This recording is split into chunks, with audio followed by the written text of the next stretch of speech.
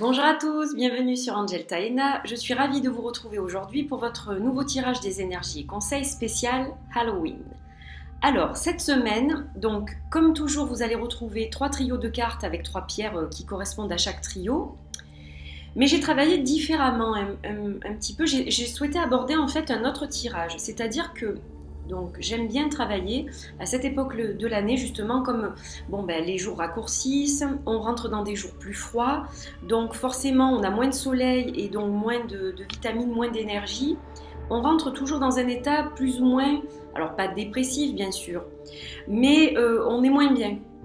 Voilà, donc c'est normal, hein, ça va avec la saison, on est plus fatigué, il y a plein de petits virus qui arrivent, etc.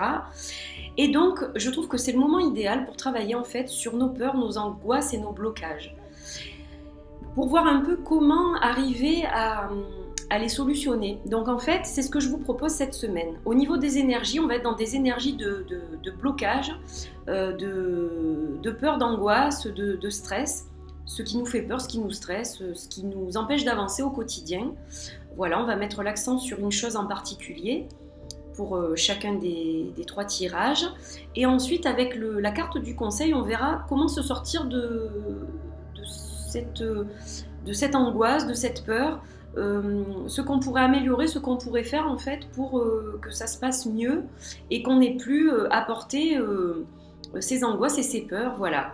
Comment devons-nous travailler sur nous, ce que nous devons faire, ce que nous devons appliquer pour que cela soit dans notre intérêt en fait, hein, pour notre mieux. Voilà, donc, alors pour les jeux, donc pour le tarot, j'ai souhaité travailler avec The Raven Prophecy de Maggie Stiefvater. Je trouve qu'il est très approprié aux couleurs d'Halloween, comme je vous le disais dans ma vidéo sur les tarots que j'ai choisi pour Halloween. Donc voilà, j'étais ravie de faire ce tirage avec ce tarot.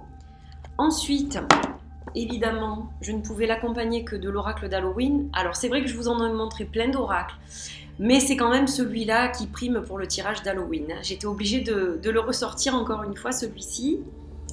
Et puis, alors il y en a un que j'ai oublié en fait dans ma vidéo.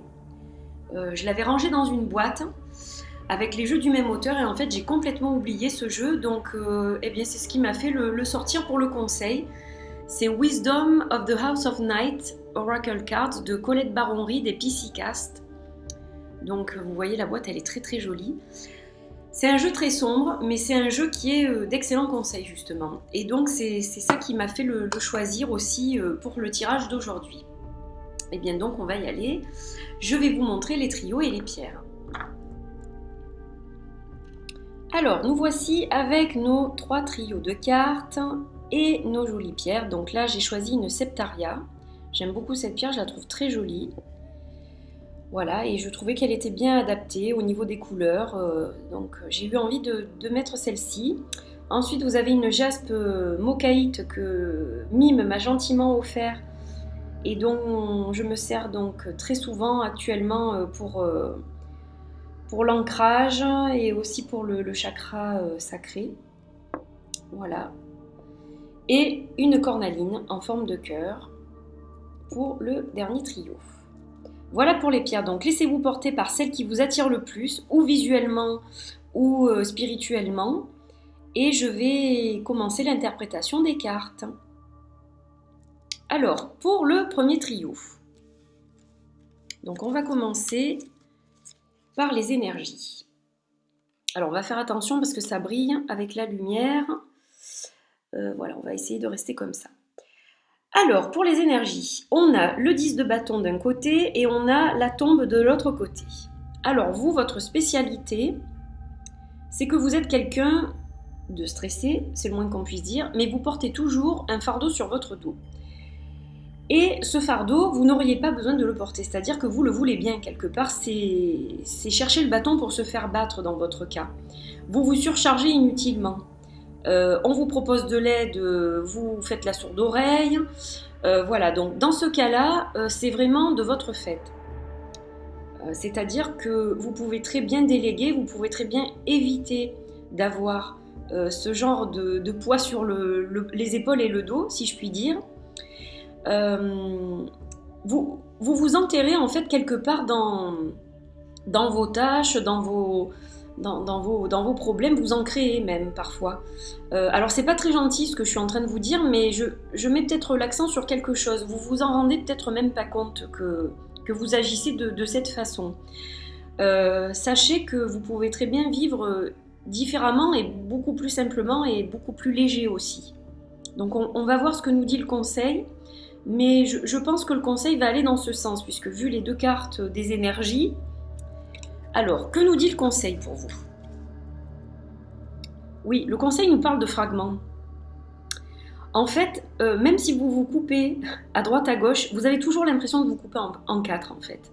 C'est-à-dire que vous faites des tas de choses, vous travaillez, vous vous consacrez à votre famille, vous voulez faire du sport, vous voulez faire un gâteau pour les enfants, vous voulez les emmener à tel endroit, un ami vous demande service, vous voulez le faire, etc. Donc, vous avez toujours l'impression de vous couper en quatre.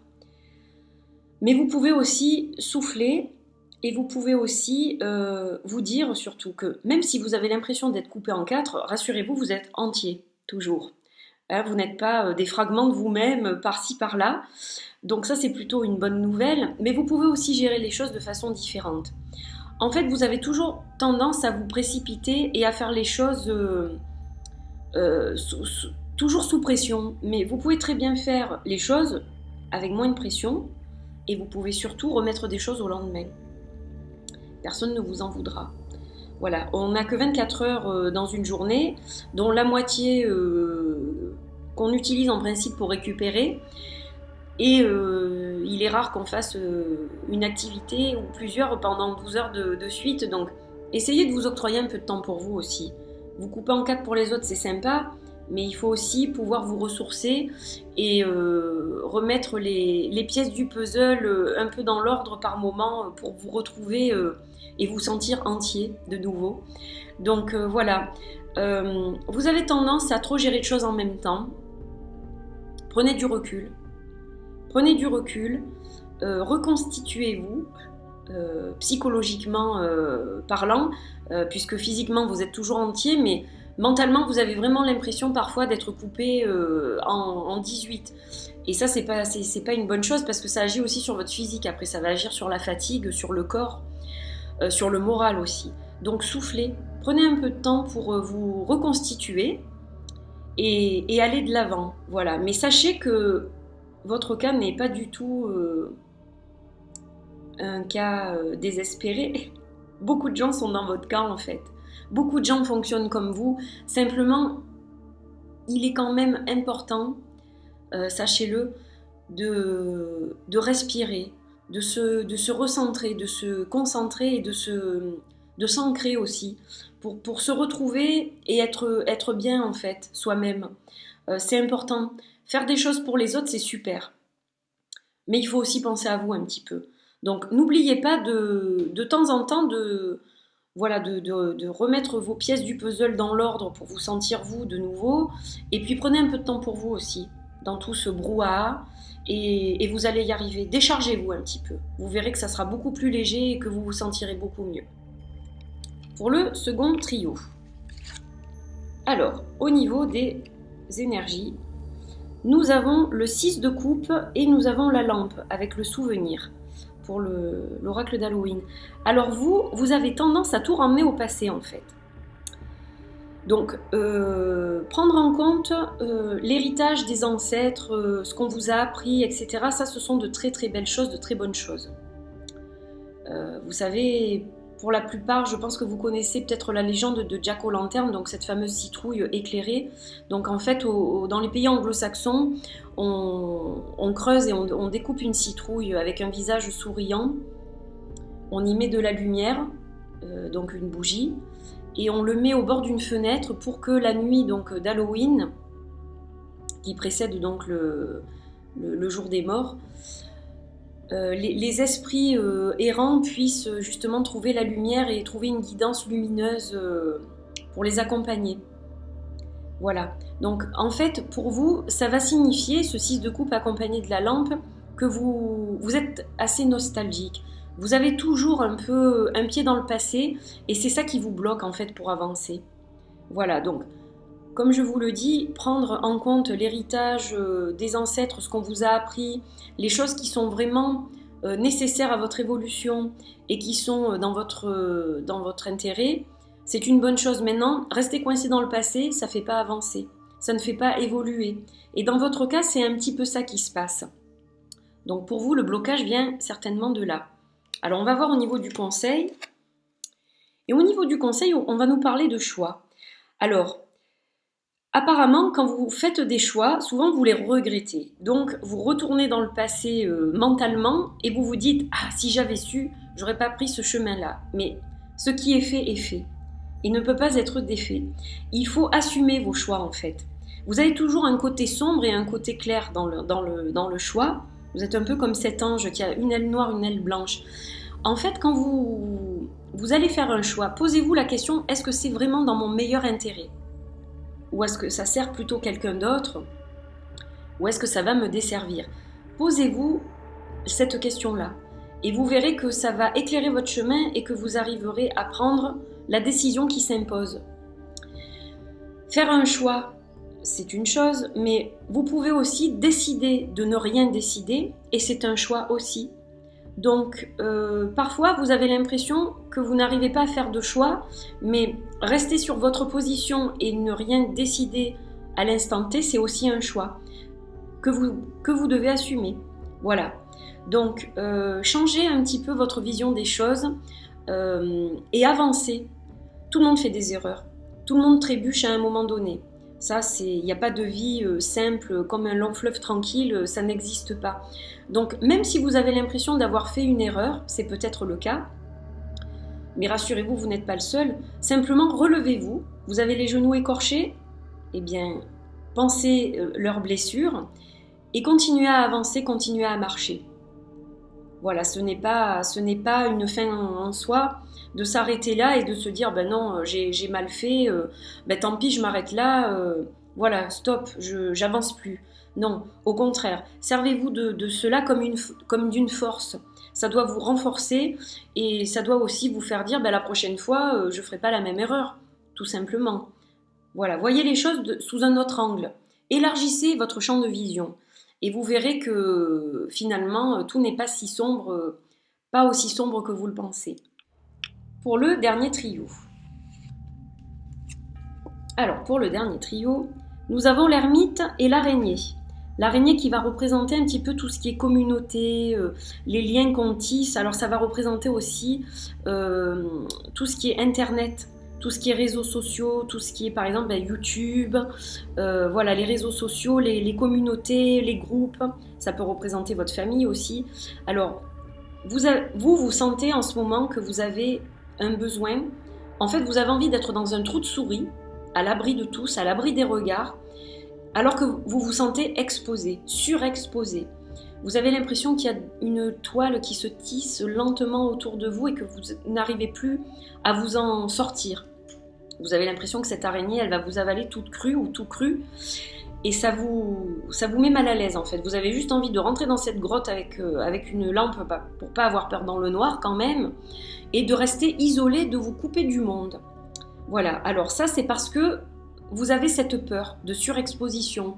Peut-être êtes-vous justement orateur, ou vous avez un peu sa responsabilité, vous gérez peut-être au sein d'une entreprise un groupe important de personnes, ou alors tout simplement vous avez une famille envahissante et vous avez envie d'assumer certaines choses, mais vous vous sentez complètement étouffé, vous n'arrivez pas à exprimer votre opinion avec eux, ou encore vous êtes exposé aux médias ou aux réseaux sociaux divers et variés, et vous ne vous attendiez pas à un tel engouement ou à avoir une telle exposition quelque part médiatique, et ça vous gêne en fait.